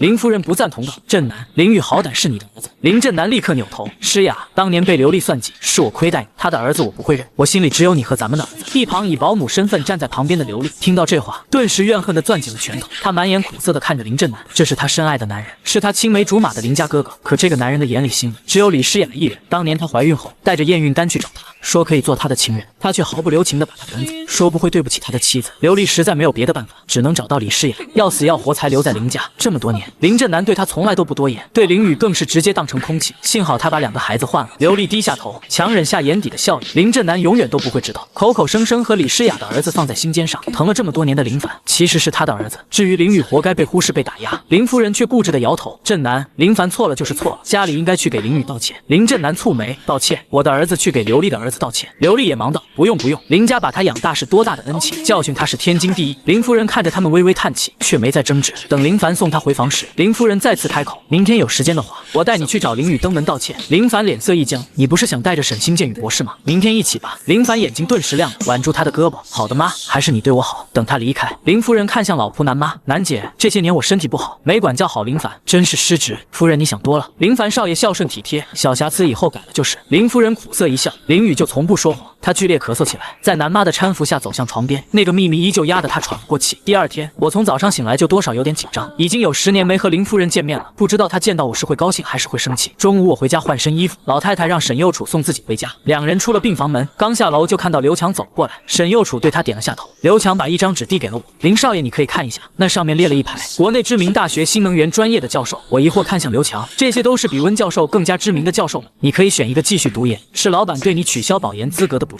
林少爷遇到我们老板，你这也算是因祸得福。我抽了抽嘴角，不用。那你是想读宇博士的研究生？刘强蹙眉，这有点难办。宇博士现在炙手可热，那种天才教授也只会招收天才学生，你怕是不了他的眼。要么还是别那么眼高手低，大不了以后研究生毕业后再去找宇博士读博呗。我像看傻子一样看了他一眼，直接对沈右楚道：沈小姐，不用送我了，我自己打车回去。沈右楚盯着我离开的方向，忽然对刘强道：那就帮他联系下宇博士。啥？刘强懵了。私房菜馆门口，林夫人带着林凡和沈星提前到了。沈星心推开包间门，映入眼帘的是一个男人的挺拔背影，正倒着茶。宇博士你好，我是沈氏集团沈星，很高兴认识你。我回过头来，脸上多了丝玩味。林宇，你怎么会又在这里？这话应该是我问你吧？我嗓音很懒散。沈星冷了脸，放心，我这次来不是找你的。宇博士呢？他在哪？我没说话。林夫人带着林凡走了进来，见到我，林夫人眼眶湿润。你是林宇？我心底有些触动。夫人，您最近还好吗？我很好。林宇，你呢？听你爸爸说你结婚了。林夫人牵着我的手不放，唏嘘不已。林凡眼底闪过暗光。林宇，本来应该喊你一起用餐，可是你在打工，应该不方便吧？等会我们会多给你一点小费，也算补贴下你的生活。你少说两句。林夫人训斥了一句，急忙看向我。林宇，今天我们是约了宇博士，你也是从事新能源专业的吧？一起认识下，对你未来有益。林凡怕我抢了资源，拿起滚烫的茶杯走到我身边。林宇，我妈昨天让我给你道歉，我以茶代酒，敬你一杯。说完，他手指一松，茶水眼看要落在我身上，我侧身一撞，茶杯反弹在林凡身上，烫得他大声惊呼。林宇，我知道你讨厌我，可是你怎么能这样？他委屈喊道。我垂眸故作无辜，不好意思，我没看见。沈星怒道。林宇，你就是这么当服务员的吗？弄伤了客人，马上喊你们经理来，我要投诉你。林夫人护着我。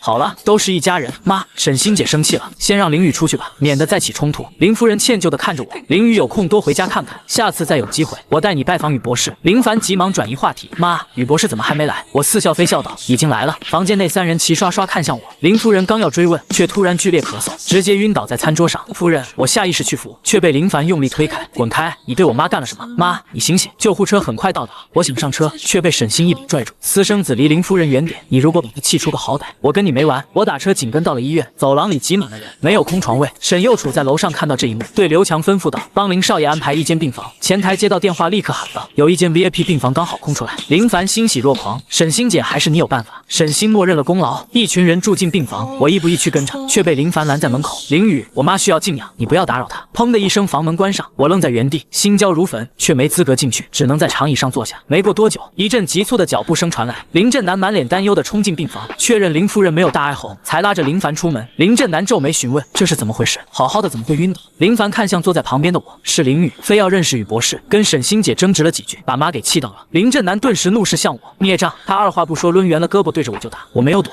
满脑子都是林夫人苍白的脸。或许正如林凡所说，我的出现本身就是他的不幸。预想中的疼痛并未到来，我睁开眼，只看到一道清冷的身影挡在我面前。沈右楚站在那里，像是为我撑起了一片天。林振南慌乱道：沈小姐，你这是？林先生教子，我本不应该插手，但奶奶现在喜欢他，如果看到林少爷脸上有伤会难过。沈右楚嗓音低沉好听。林振南立刻道：是我考虑不周。病房里传来林夫人的咳嗽声，林振南和林凡立刻进去。我站在门口迟疑良久，听着里面传出他虚弱的声音：我没事，你别担心，好久没好好睡觉了，刚刚晕过去，睡得很舒服。我的心弦这才松弛下来。沈右楚询问：不进去，暂时先不进，否则又是一场唇枪舌战，扰了林夫人休息。我低声开口，刚转身，小老太太就在管家的搀扶下走了过来。听说孙女婿妈妈住院了，我来看看。我扶住她的胳膊。奶奶，林夫人不是我妈，难道是我认错了？小老太太拿出手机，翻出一张合照递给我。孙女婿，这是你以前发给我的，说是你和你妈妈。难道病房里的人不是照片上的人？我瞬间愣住。照片上我和林夫人坐在海边，灿烂的笑着，俨然一对母子。当我离开林家后再没见过她，怎么可能有合照？我放大照片，发现线索，这是张拙劣的合成照。这是我什么时候发给您的？小老太太摇头，不记得了。那我是怎么发给您的？邮件还是短信？她继续摇头，想不起来。我有些无奈，但小老太太态度坚决。孙女婿，她就是你妈，你可不能不理你妈妈。送走老太太后，沈右楚站在走廊处，刘强很快走过来汇报，老板查清楚了，林少爷是去那家私房菜馆打工，然后碰到了林家人。沈右楚嗓音清冷，沈氏集团给他开的薪水很少吗？不然怎么会跑去外面打工？不少啊，是老夫人给他安排的，可能是主管给他安排的工作太难，他担心会被辞退。沈右楚却觉得没这么简单。林家人在私房菜馆干什么？他们约了宇博士，沈星小姐也是因为这个才去的。宇博士呢？到最后也没出现。沈右楚幽深的眸底泛起微光，隐隐有了个荒唐的想法。病房内休息后的林夫人精神好了很多。林凡让沈星先回去吧。林凡面色尴尬，沈星留在这纯粹是为了等宇博士。林夫人反应过来，把手机递给我，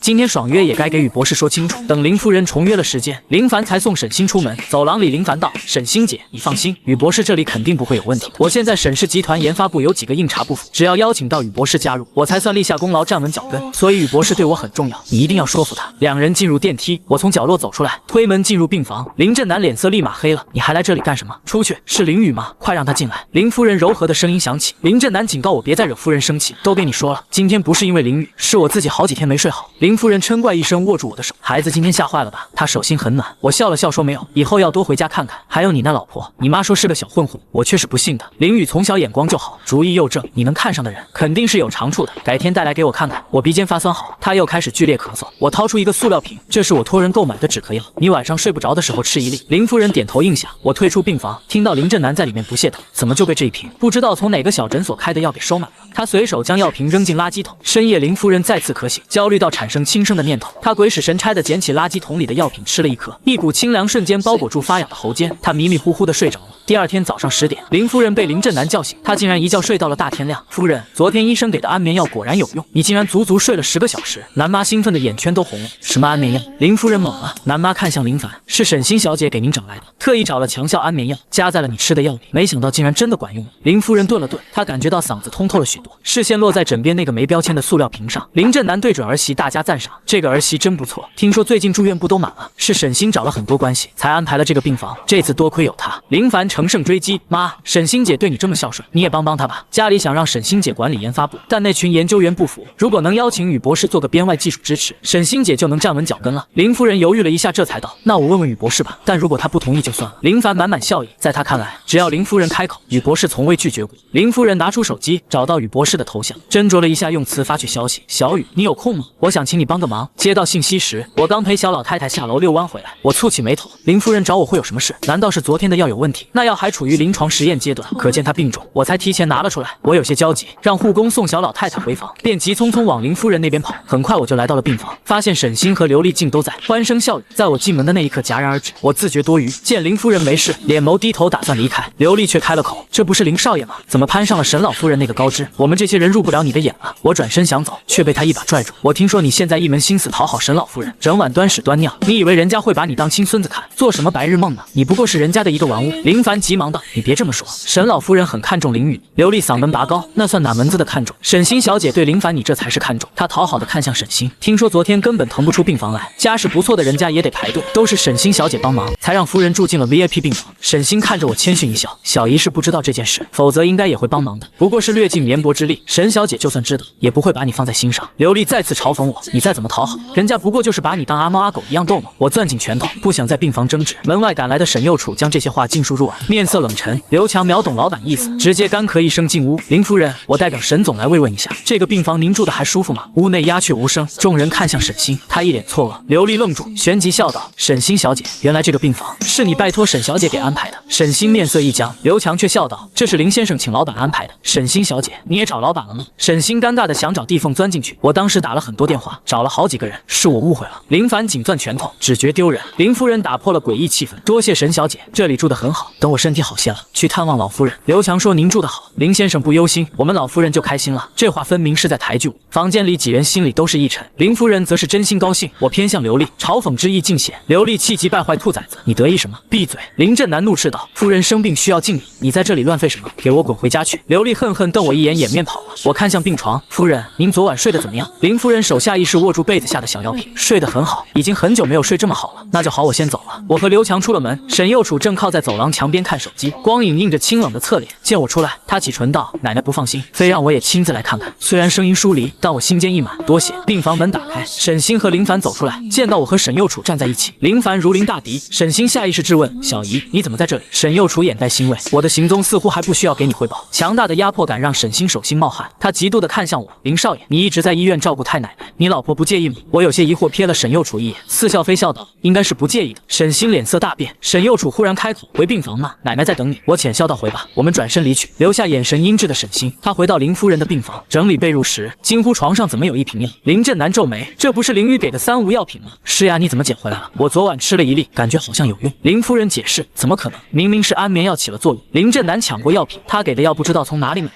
万一吃坏了身体呢？你别人我今晚不吃那个试试，看看到底哪个药管用。深夜林夫人再次巨咳不止，南妈捧着被夸成神药的安眠药，却发现根本没用。林夫人咳得满脸通红，随后南妈冲出去拿回我的药品，正要喂药，林凡却握住她的手，妈妈，咳嗽加重会不会就是这个药导致的？这种来历不明的药还是不要吃为好。林正南也怒道，这个林雨诗雅，你对她那么好，竟然拿药来害你。林夫人咳得说不出话，死死盯着南妈。南妈最是忠心，顶着压力将药塞进夫人嘴里，咳嗽瞬间止住了。林夫人长舒一口气，确定是林雨这药起了作用。几人来到外间，林凡脸色惨白，爸爸林雨竟然真的买到了特效药，他能有什么能耐？肯定是让沈小姐帮忙买的。林正南皱紧眉头，看来沈老夫人是真的很看重我。VIP 病房中，沈幼楚正陪着奶奶聊天，今天中午吃的什么？小老太太想了半天，白粥好像不是，是面条。臭丫头对不对？沈幼楚笑着点头，心底却沉了下去。中午吃的是米饭，奶奶又忘记了。她的记忆退化似乎越来越严重。我忽然懒懒地开了口，奶奶，沈小姐昨天的耳环是什么颜色的？小老太太立刻说紫色的。臭丫头最讲究了，还戴了钻石袖口。前天呢？前天是蓝色，那条蓝色耳环还是我给她买的呢。我浅笑看着沈幼楚，若有所指。奶奶对自己关心的事情记得很清楚。沈幼楚看向我，我正窝在懒人沙发里摆弄手机，姿态散漫。刚才那话是在安慰她，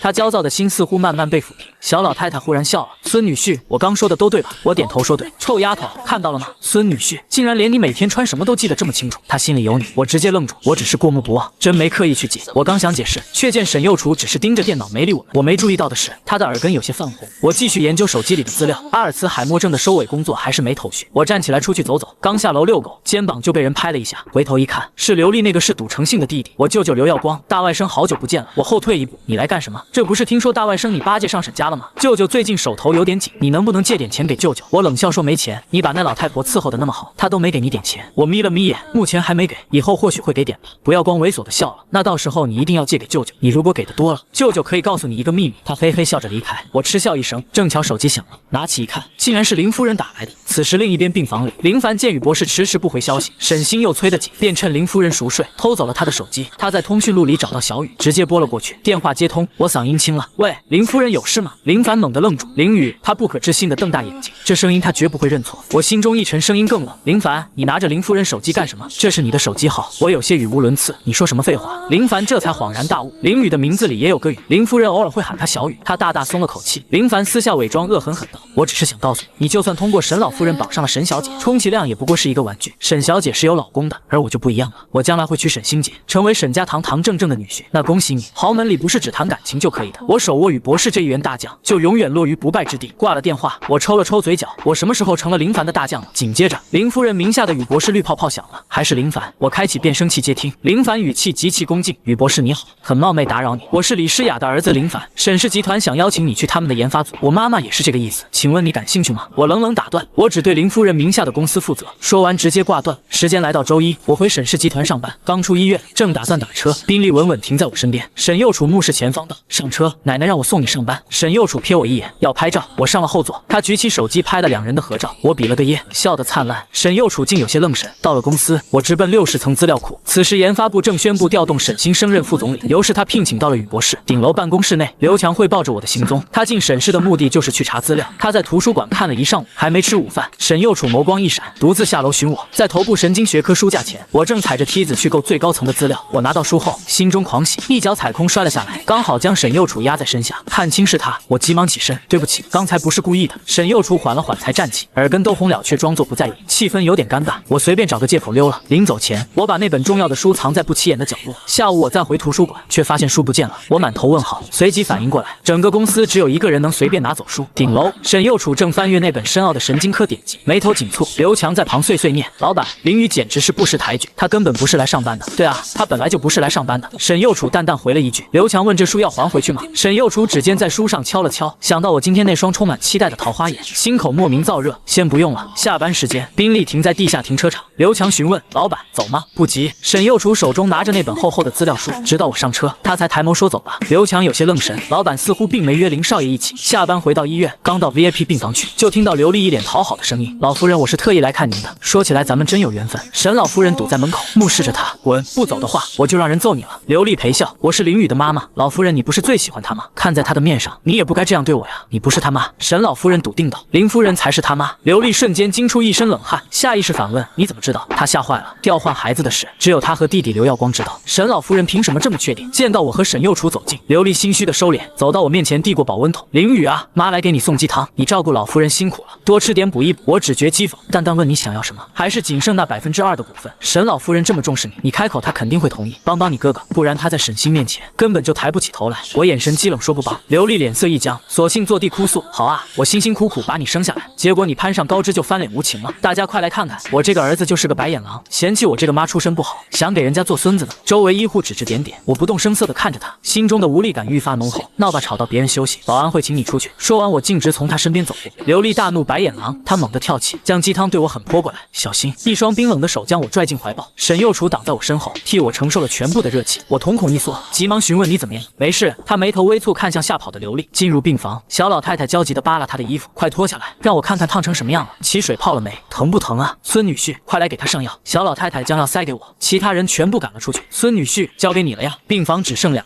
沈右楚低声道：是奶奶胡闹。我让护士进来，我来吧。我走到他身后，黄昏光影落在他背部，我指尖沾上药膏，轻轻涂抹。他始终没出声，直到药上完，他重新整理好头发。林少爷多谢，不客气。其实你可以不用替我挡的，你受伤了，奶奶会很难过。沈右楚定定地看着我，你忘了你现在是我的丈夫。我心跳乱了节拍，我总感觉现在的沈右楚好像有点不一样了。那个，我出去一下。去干什么？报仇。我本想去找刘丽，却在楼道瞥见林凡和舅舅刘耀光。刘耀光搓着手，好外甥舅舅手头有点紧。林凡压着火，我这个月零花钱给你了，我这反正活不下去了，你如果不给我，我就告诉真相，他肯定会给一大笔钱。我推门而入，声音很冷，什么真相？林凡吓得跳起来，林雨你干什么？偷听我们说话？我直视刘耀光，继续说什么真相？我可以给你钱，能给多少？刘耀光眼神一亮，林凡慌乱道：你要的钱我会想办法给你，可以滚了。刘耀光临走前对我低声道：大外甥，我这个秘密对你永远有效，只要你能给够价格，我一定卖给你。我给姬月发消息，查下刘耀光的情况，回头看林凡正欲离开，我淡淡道：若想人不知，除非己莫为。你和刘耀光的事情，以为我会查不到？林凡身形一僵，你在说什么呢？我听不懂。被他握住了多大的把柄，让你每个月都给他钱？你胡说什么？我劝你有精力的话，还是好好想想自己的出路，别在我身上浪费时间。刘丽在哪？那是你妈，你问我怎么知道？林凡迅速逃离，我给刘丽拨去电话，我要你回来给沈小姐道歉。我不，沈小姐不会放过我的，你帮我道歉。你是我儿子，母债子偿。既然这样，那就别怪我报警了。你报警干什么？我是你妈，我要打的人是你。当妈的打孩子天经地义，我直接挂断。刘丽伤了沈右楚，最终被刑拘48小时。回到病房，沈右楚在楼下房车里开会，我坐在床边。对不起，老太太摆手。孙女婿，家人说这个干什么？再说了，看到臭丫头维护你，我高兴还来不及呢。一家人这3个字让我眼底微热。此时林凡凑够5万块汇给刘耀光，并敷衍管好你的嘴，否则我们都落不到好下场。他心底惶恐，只想尽快娶到沈星，只要成了沈家女婿，就算身份暴露，他也还有退路。晚上9点，沈星忽然找上林凡，林凡惊喜道：沈星姐，你怎么来了？沈星厉声询问：宇博士那边，你确定和他说好了吗？林凡眼神闪烁：当然了，那你安排我和宇博士见一面。林凡紧张地扣着手指：宇博士出国了，等他回来我就安排。沈星姐，你是有什么问题需要解决吗？我帮你去联系他。沈星怀疑地盯着他，问题我发你邮箱了，你发给宇博士，让宇博士帮忙解决下。好，我这就转给他。林凡对林夫人的邮箱密码烂熟于心，他发现宇博士对林夫人的邮件总是秒回，且从不多问，这才敢撒谎。他操作手机，当即转发，宇博士一般都会秒回我的信息。沈星姐，你稍等一下。VIP 病房中，我的手机震动了一下，我瞥了一眼，是林夫人发来的邮件。小雨能帮忙解决下这个问题吗？附件里果然是沈氏集团的技术难题。我嗤笑一声，林凡竟然借林夫人的名义请我帮忙。我冷淡回复，我只对林家负责，沈氏集团的问题不归我管。林凡那边的提示音响起，他满脸笑容地打开邮件，看清内容的瞬间，笑容却僵住了。沈星蹙眉询问怎么了？林凡强压紧张，讪笑道：宇博士说这个问题要几天时间才能解决。沈星松了口气，正常，这个问题的确有些难度，我和林雨一组的人打赌，周5前出方案，没问题吧？没问题。林凡眼神却在闪烁。沈星回到沈家，父亲沈元杰破天荒地对他露出笑容，不愧是我的好女人，竟然能请到宇博士，这么快就能在研发部站稳脚跟。母亲刘美珍也喜极而泣。沈星攥紧拳头，既然选了联姻这条路，他绝不后悔。至于林凡，也只能是他的。另一边的我打了个喷嚏，继续伏案工作。杯子空了，面前忽然一暗，沈右楚接了一杯水放在小茶几上，我微愣，多谢，不客气，顺手的事。沈右楚自然地坐回原位。小老太太看着我们笑得合不拢嘴，已经开始翻词典给重孙取名了。次日研发部，沈星在休息区拦住我，今晚有个关于新能源的行业交流会，能去参加的都是业内大牛，据说宇博士可能也会出席。我脚步不停，然后呢？沈氏集团研发部有邀请函，我可以带你见识下，多结交些人。不用谢谢。我头也不回地进了办公室。组长林英桥嗤笑一声，一个邀请函就想收买他，林雨还不至于这么鼠目寸光。沈星冷脸道：你应该明白，我能给他带来更好的资源，那种聚会你以为是什么人都可以去的，至少我我能带他去。下班时，林英桥叫住我，今晚有个工作，你跟我走。我没多想，给沈右楚发了加班信息，便上了他的车。到了酒会门口，服务生却拦住了林英桥，抱歉，林女士，沈氏集团今天要来的人早已跟我们报备，您的名字不在名单上。沈星端着香槟走出来，眯眼到林组长 B 组研发任务中，我以为你不会来，所以报备时帮你拒绝了。现在在家似乎也来不及，你还是回去吧。林英桥怒火中烧，沈星，你实在过分了，凭什么替我回绝？我是研发部副总，当然能帮你做决定。沈星转头看向我，林雨看清楚了吗？没有我同意，这个大门你们根本进不去。我淡淡抬眸，是吗？我拿出邮箱里季月发来的电子邀请函递给服务员，可以进了吗？服务员只看了一眼，立刻恭敬让路，请进。沈星脸色大变，盯着我手机上的10名邀请函，你以什么身份拿到的这份邀请函？关你屁事！我关闭屏幕对林英桥说，走吗？林英桥惊喜万分，带我进入会场引荐业内大佬。正寒暄时，林凡和沈星走了过来，林总等前辈见到林凡，立刻围了上去。林少爷，宇博士到底什么时候能露面？让我们请教一下。林凡享受着追捧，故作矜持，我今天只是陪我未婚妻来的。沈星也顺势结交人脉。林英桥被挤到边缘，低声对我道，等会季月会来，你不用不好意思，脸皮厚点去敬个酒，想认识他的人太多了。我抽了抽嘴角，等会我帮你引荐。林英桥全当我在吹牛。这时门口一阵躁动，季月到了。林凡理所当然的整理西服朝我走来，林雨，需要我帮你引荐季总吗？沈星也冷嘲热讽，你以为季月是那种好色的女人吗？多少帅哥去纠缠她，她都无动于衷，真以为自己有多大魅力。林凡带着沈星走向季月，季总。这时话没说完，季月劲风一样掠过他们，在全场错愕的目光中，欣喜地冲到我面前，您怎么会在这？这一幕让全场瞬间陷入死一般的寂静。林凡伸出的手僵在半空，脸上的笑容还没来得及收回，就凝固成了滑稽的惊恐。沈星更是目瞪口呆，手中的香槟杯险些滑落。季总，您是不是认错人了？林凡颤声开口，他是林雨，只是我们家的一个闲人。季月里都没理他，只是目光灼灼地看着我。老大，我发了几10封邮件请您出席，您都说没空，原来是微服私访来了。我无奈一笑，陪领导来办点私事。老大，沈星尖叫出声，声音都变了调。季月，你叫他老大，他不是那个混混老婆的软饭林雨吗？季月冷脸转头，眼神如刀道。沈小姐请自重，站在你面前的就是你们沈氏集团求而不得的技术核心，也是传闻中从未露面的宇博士。说完，人群中爆发出一阵压抑的惊呼。不可能！林凡彻底失态，他指着我怒吼，宇博士分明一直跟我妈有联系，他怎么可能是这个私生子？林雨，你到底给了季月什么好处，让他陪你演这种戏？我跨步上前，冷冷看着他。林凡，你偷拿林夫人的手机发邮件，真以为我不知道？那句只对林家负责，你不是刚收到吗？林凡面色瞬间惨白，双腿一软，直接瘫倒在地。沈星摇摇欲坠，他看着我，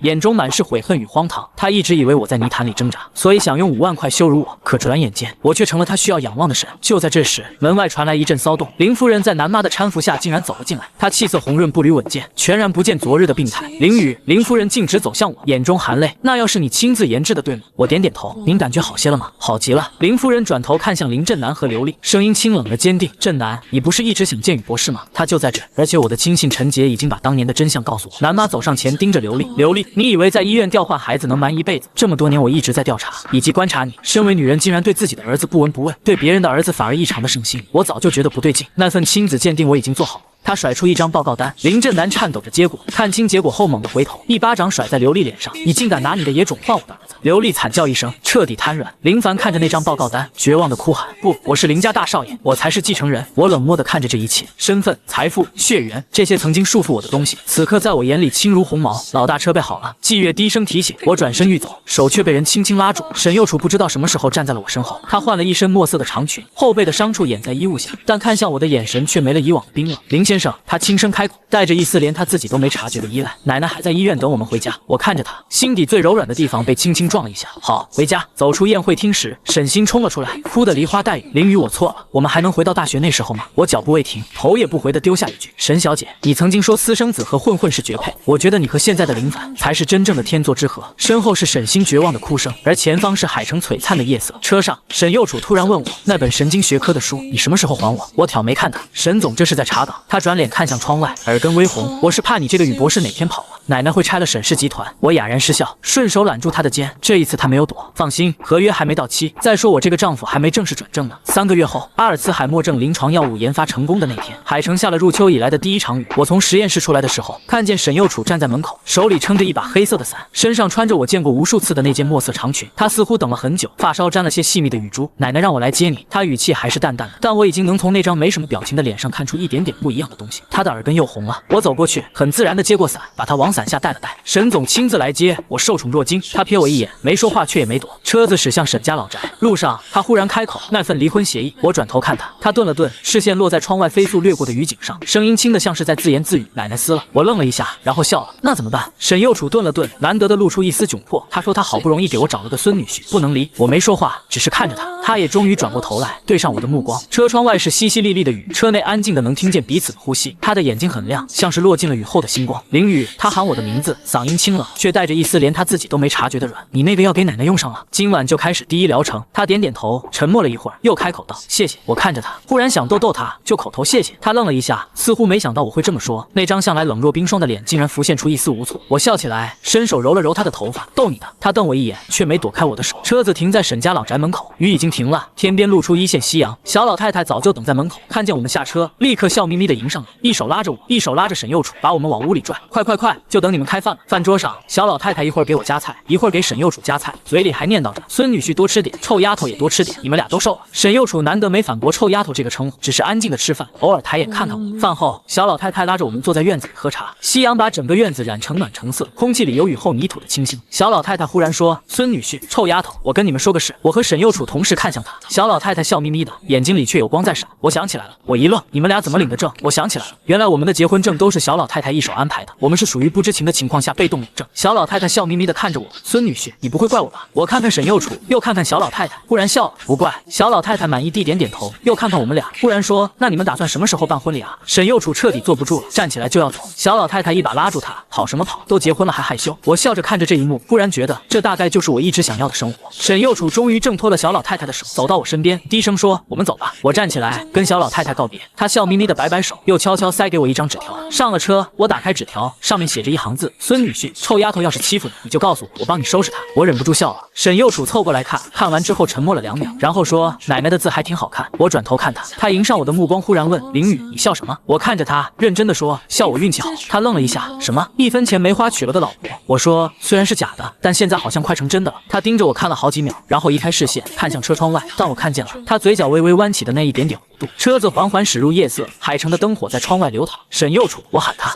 明天有时间吗？”他转头看我，我看着他，眼底带着笑意：“咱们把那个离婚协议撕了吧。”他沉默了2秒，然后轻轻嗯了一声，声音很轻，却比这世上所有的承诺都重。窗外海城的夜色正浓，而我觉得这才是刚刚开始。